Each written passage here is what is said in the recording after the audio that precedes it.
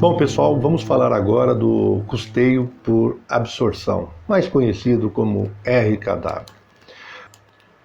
O método de custeio por absorção baseia-se no rateio tanto dos custos fixos quanto dos custos variáveis. A forma de determinação dos rateios, dos critérios, é que geralmente elas são arbitrárias e é fonte de críticas com relação a esse método para uso gerencial. Contudo, a atribuição dos rateios facilita a implantação de forma rápida, né, e de baixíssimo custo de implantação.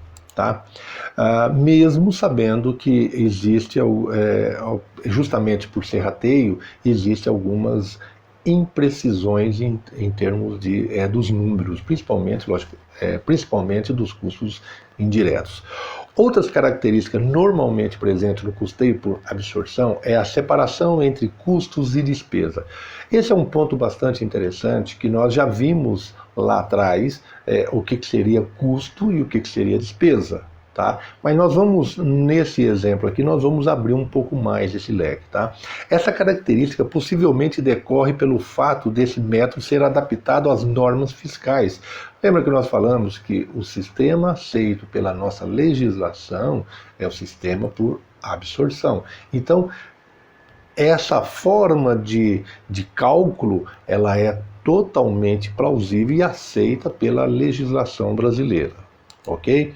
Tá. O custeio por absorção foi adotado pela legislação brasileira pelo advento da Lei 6.404 de 76. O nome do método provavelmente decorre do fato de que o Brasil, na década de 70, somente existia esse método e o custeio variável. Bom, essas são palavras do Nascimento em seu livro em 2001. Mas em 76, realmente, nós vimos que houve um progresso muito grande na área de sistematização de custo a partir da década de 70, quando começou-se a ter várias crises, né? E o crescimento, na realidade, ele só acontece quando existem situações que forçam você a reavaliar o método que você está fazendo.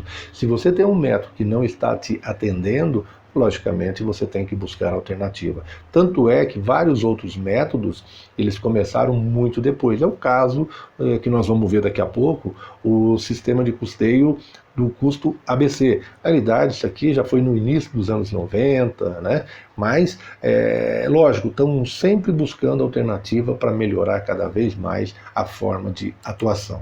Logo, como não havia outro método que utilizasse técnica de absorção de custo, esse método acabou se tornando conhecido como tal. Provavelmente, quando o método ABC e o EPIC passaram a ser utilizados no Brasil, foram tratados de forma que apresentasse características de absorção, e que na realidade isso não ocorre. Tá? Uma vez que, apesar de ser utilizadas técnicas de absorção em custos diferentes, essas técnicas possuem relações lógicas idênticas ao custo de produtos, muitas vezes até superiores aos de rateio.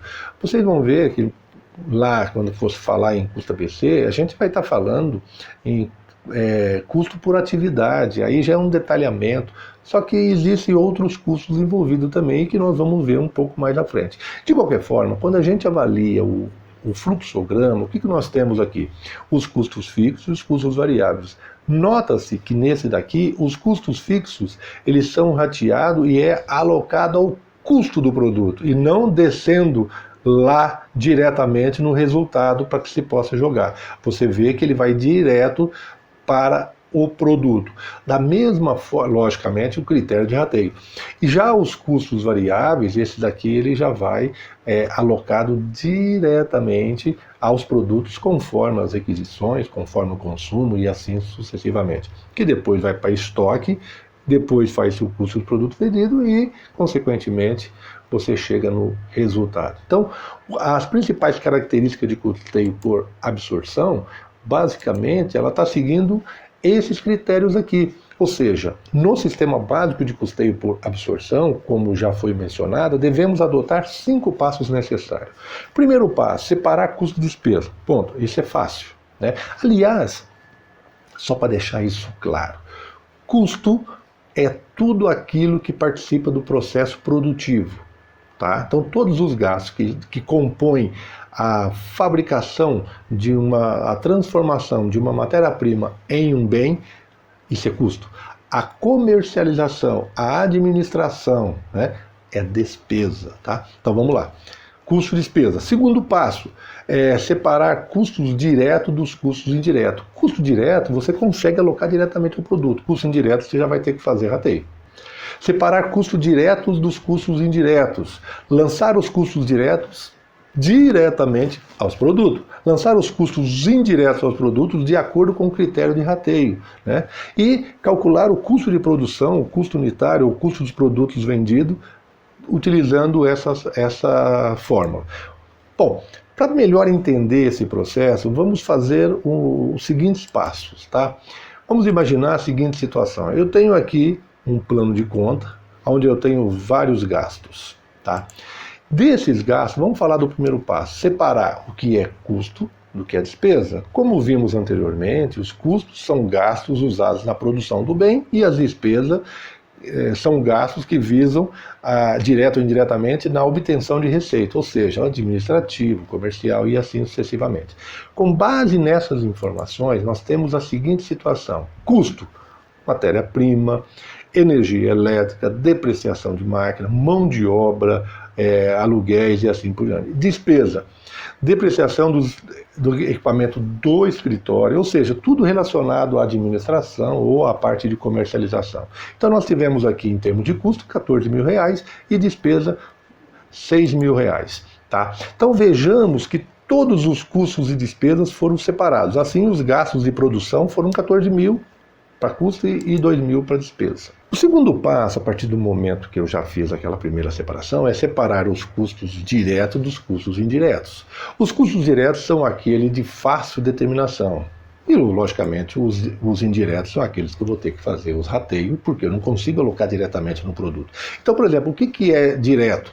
A matéria-prima consumida, a mão de obra direta alocada. Então, esses gastos aqui eu consigo jogar diretamente ao produto. Por quê? Porque normalmente você tem um controle específico, um controle de produção que te diz determinado funcionário, determinada matéria-prima foi requisitada para ser alocada naquele produto.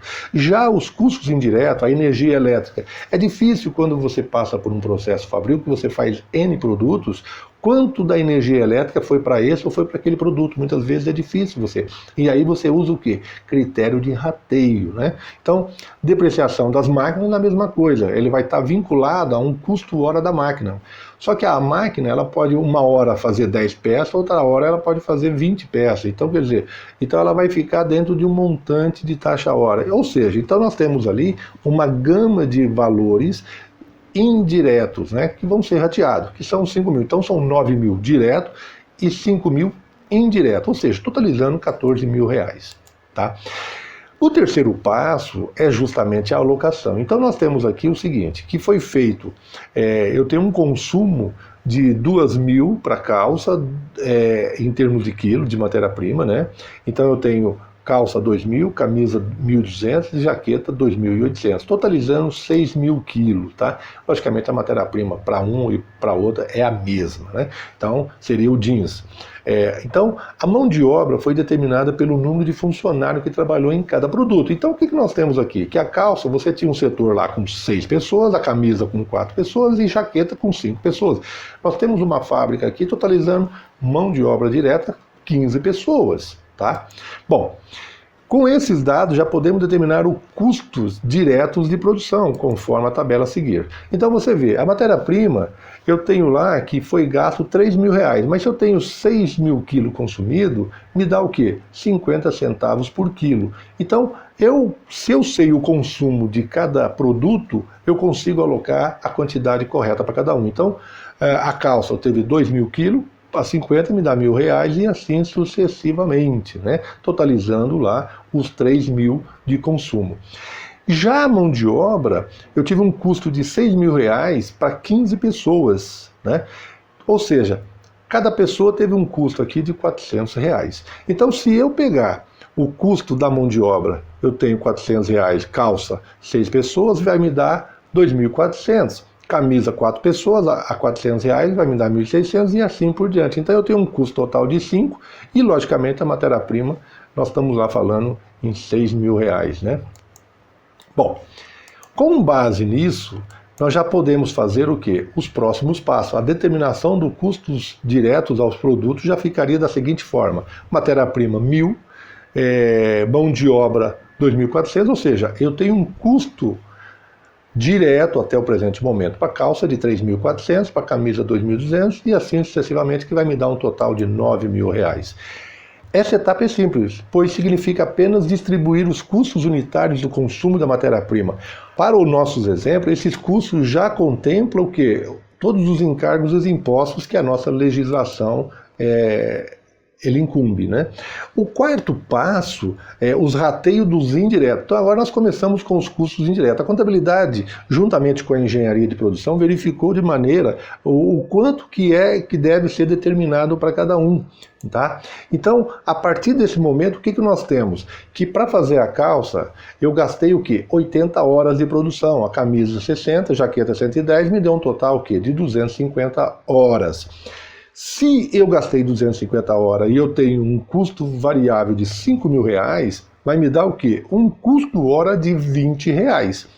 Aí, esses R$20 aplicando em cada produto, na calça, na camisa, tá, os mesmos 20. Aí lá, um teve 80, outro teve 60, 110, vai me dar um total de hora. Logicamente, o somatório vai ter que dar o quê?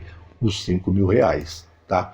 Bom, com base nisso, eu já consigo passar para o próximo passo, que é o quinto passo: calcular o custo de produção, o custo unitário e o custo dos produtos vendidos e contabilizá-los, né? Com todos os dados apresentados, podemos calcular os custos da seguinte maneira, tá? Então nós temos ali, na calça, custo da matéria-prima, direto, 1.000. Custo da mão de obra direta, 2.400.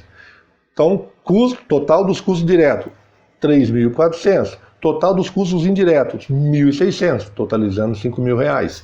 Então, R$5.000 para as camisas. Para a camisa não, para a calça. Para a camisa, 3.400, para a jaqueta, ou seja, totalizando os R$14.000. Se desejamos saber o custo unitário de cada produto, logicamente é só pegar esse montante e dividir pela quantidade. Então eu tenho lá que os R$5.000 da calça e eu fiz 250 calças, quer dizer que cada calça me custou o quê? R$20. A mesma coisa para a camisa, a mesma coisa para a jaqueta. Então eu tenho a camisa também me custou R$20 e a jaqueta me custou R$40. Dividindo os 5.600 da jaqueta pela quantidade de 140 vai me dar R$40. Para determinarmos o custo dos produtos vendidos, precisamos saber qual é o volume de venda que cada produto aconteceu. Aí é que está. Então, na calça eu vendi 180 e eu vendi a 35. Então, me deu um faturamento de R$6.300, a mesma coisa para a camisa. Então, eu vendo a calça a R$35, a camisa eu vendo a 30 e a jaqueta eu vendo a 60, me totalizando 15.000.